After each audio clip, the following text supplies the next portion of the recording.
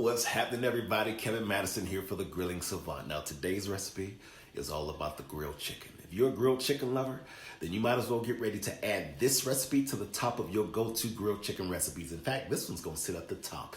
Now, this is a recipe that I made up all on my own, but before I decided to share it with you, I made it a few times, and I got it to the point where it's so hard-hitting, I didn't even have a fancy name for it, so I'm calling it red chicken, and you're going to see why in just a second. Ingredients are simple. The only one ingredient that you may find hard to source, it's called thweeby. It's a herb that I got in Greece, and it's off the hook. It's in the oregano family. It's a very robust herb. It's off the hook, but you can substitute it for, well, more oregano or any kind of Italian seasoning base or whatever, but this thweeby is on another planet. Enjoy this recipe. It's about to go down. I hope you make this, and when you do, let me know how you enjoy it. What's happening, everybody? All right, so on deck, I've got my original three-way skewers. I've got my Grilling Savant carbon steel chef's knife, and I got my mortar and my pestle. Now, let's get the recipe cracking. It comes in two parts for the marinade. It's a dry and there's a wet. We're going to do a wet first. You got some Tuscan olive oil there. You got some honey. Then you got some white wine.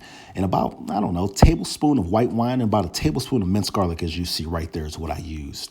I eyeball a lot of my recipes, so I'm sorry for not having the exact, but right there you see it's three different herbs. That's oregano, thweeby, and rosemary. Then I got some fresh thyme, about 4 sprigs of that. And then I got my peppercorns and my Himalayan pink salt. That's about a tablespoon of each of those. And then I got my tomato paste, hence the red chicken. And then the star of the show, the chicken breast. So let's go ahead and get all the dry ingredients in my mortar. That's the salt, that's the pepper, that's the oregano, that's the thweeby, that's the rosemary, that's the thyme. Let's get all of that in the mortar and give it a good mix. And I'm going to show you how fine you want it in just a second here. You just want to give it a very good mix so it's fine, because it's going to go all through and mix all through that tomato paste. It's time to get the tomato paste. Now, I'm only using or cooking 2 chicken breasts, so you can kind of eyeball what I'm using here. But I go ahead and dump the tomato paste in the bowl, add my olive oil, my Tuscan olive oil. I go ahead and add my white wine. Then I take the minced garlic. Oh, I can't even hardly talk. This is shaping up to be so doggone good.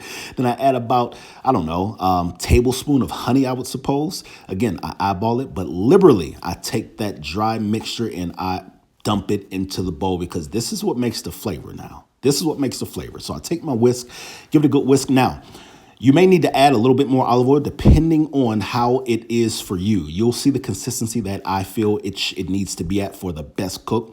So go ahead and look at that. That's the consistency you want. And I hope I did a good enough job of showing you guys.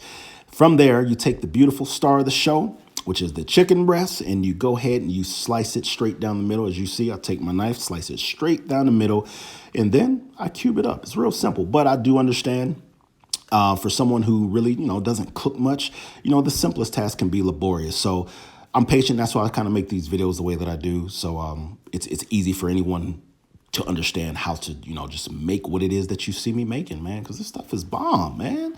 Anyway, go ahead and cube the chicken up, as you can see, nicely. I like to make sure every single piece is evenly cut so it cooks even. Good char marks on every piece. Use any skewer you like, because right now what you see me doing is mixing that chicken up, about to put it onto the original 3-way so I can get to the grill. So, but again, use any skewer you like. Wooden, metal, it matters to me, but it may not matter to you. But to me, I'm using the original 3-way skewer because it's, well, mine, and I love it. But as you see, it's ready for the grill, and I sprinkle a little bit more of that dry mix on it before I hit the grill, and I give this a listen. Yes.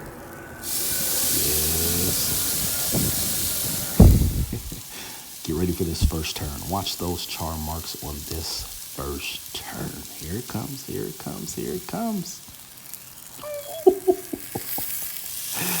Oh, look at this baby come off the grill. Look at that. Let's go ahead and get it off the 3-way and enjoy this red chicken. Folks, I hope you enjoyed this recipe. See you next time. All right, ladies and gentlemen, the moment of truth. Red chicken. Get a shot, get a glimpse.